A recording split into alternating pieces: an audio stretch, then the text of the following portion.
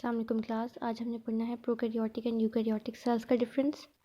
This is a topic included in your smart syllabus और page number 64 पे ये topic है।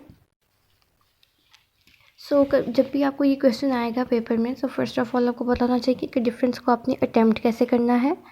आपने इस दरमियान में मार्जिन लाइन लगानी है और एक तरफ प्रोकैरियोटिक और दूसरी तरफ आपने यूकैरियोटिक सेल का डिफरेंस डिस्क्राइब करना है। जैसे मैंने आपको बताया था कि बायोलॉजी में हम ज़्यादातर जो चीज़ें होती हैं उनके नेम से ही उनका मीनिंग कंक्लूड करते हैं। फर्स्ट ऑफ ऑल जैसे कि यहाँ पे गिवन है prokaryotic cell and eukaryotic cell. तो pro means before and karyons means nucleus. तो ऐसे सेल्स जो न्यूक्लियस बनने से पहले के हैं उन्हें हम प्रोकैरियोट्स कह लेते हैं ईजी वर्ड्स में। और यू का मतलब होता है ट्रू एंड कैरियॉन्स मीन न्यूक्लियस। तो ऐसे सेल जिनके अंदर ट्रू न्यूक्लियस मौजूद होता है उन्हें हम यूकैरियोटिक सेल्स कह देते हैं।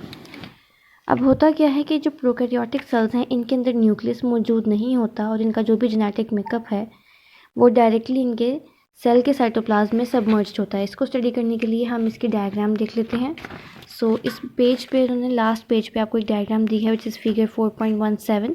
ये उन्हें एक जनरलाइज्ड प्रोकैरियोटिक सेल को दिखाया है और यूकैरियोटिक सेल्स के एग्जांपल में हम एनिमल और प्लांट सेल पढ़ते हैं, जिसके लिए इसकी जो फिगर्स हैं वो पीछे आपको मौजूद दी गई हैं और उस फिगर से हम देख सकते हैं कि एक यूकैरियोटिक सेल कैसा होता है as shown here.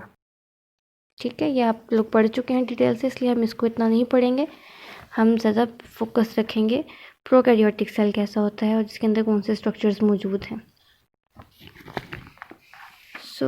Here is the topic. जो प्रोकैरियोटिक सेल्स होते हैं इनके अंदर न्यूक्लियस नहीं होता और इनका जेनेटिक मेकअप डायरेक्टली सबमर्ज्ड होता है in the cytoplasm as shown here. इसी तरह जो यूकैरियोट्स होते हैं इनके अंदर न्यूक्लियस मौजूद होता है। They have a double membrane bounded nucleus और उसके डबल मेम्ब्रेन को हम न्यूक्लियर एनवेलप कहते हैं और इनका जो डीएनए और क्रोमोसोम्स हैं वो न्यूक्लियस के अंदर एनक्लोज्ड होते हैं। प्रोकैरियोटिक सेल्स जिन ऑर्गेनिजम्स में मौजूद होंगे उन्हें हम प्रोकैरियोट्स कहेंगे और यूकैरियोटिक सेल्स जिन ऑर्गेनिजम्स में मौजूद होंगे उन ऑर्गेनिजम्स को हम यूकैरियोट्स कह लेंगे। ये इनका थर्ड डिफरेंस हो गया। दैन इसके एग्जांपल की तरफ आ जाएं तो प्रोकैरियोटिक एग्जांपल्स में बैक्टीरिया और ब्लू ग्रीन एल्गी आते हैं, जबकि यूकैरियोटिक सेल्स के एग्जांपल में and examples of eukaryotes includes animals, plants, fungi and protist. Next इनका मेजर डिफरेंस ये है कि एज प्रोकैरियोट्स के अंदर मेम्ब्रेन बाउंडेड ऑर्गेनेलीज नहीं होती, इसलिए इनके अंदर न्यूक्लियस नहीं है। They don't have mitochondria, they don't have plastids, endoplasmic reticulum, Golgi complexes etcetera.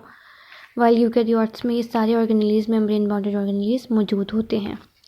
Next is ribosome, एक ऐसी ऑर्गेनेली है जो दोनों के अंदर मौजूद होती है, बट यूकैरियोट्स के अंदर इसका साइज़ 80s होता है वाइल प्रोकैरियोट्स में इसका साइज़ 70s होता है।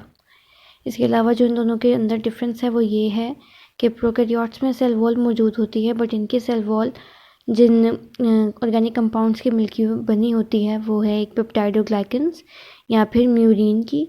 वाइल जो यूकैरियोट्स के अंदर सेल वॉल मौजूद होती है तो प्लांट्स के केस में वो सेल्यूलोज की मिलकी बनी है, जबकि फंजाई के केस में वो काइटिन की बनी है।